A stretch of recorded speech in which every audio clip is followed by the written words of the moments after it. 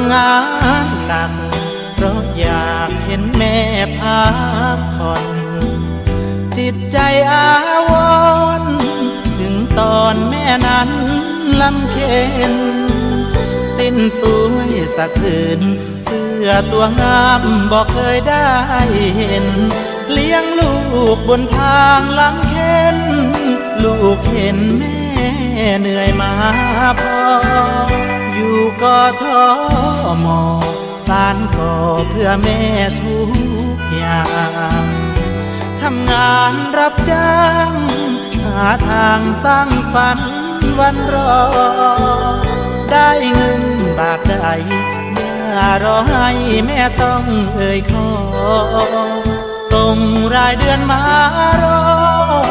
คงพอให้แม่สบายถ้าสิ้นพื้นใหม่ถูกใจซื้อมาใช้หน่อยอาหารอร่อยถูกปากแม่ยามใจงานหนักงานเบาจ้างใครเขาทำแทนก็ได้เก็บแรงไว้กอดลูกชาย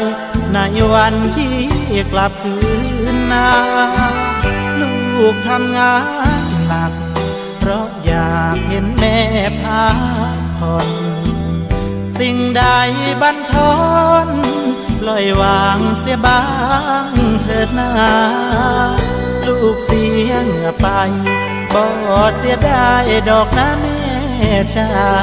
ขอเพียงวันลูกคืนหน้าได้เห็นแม่มีสุขใจ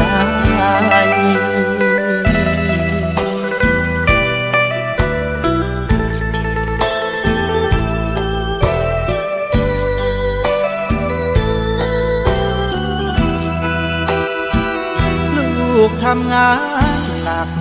เพราะอยากเห็นแม่พักผ่อนสิ่งใดบั่นทอนปล่อยวางเสียบ้างเถิดนา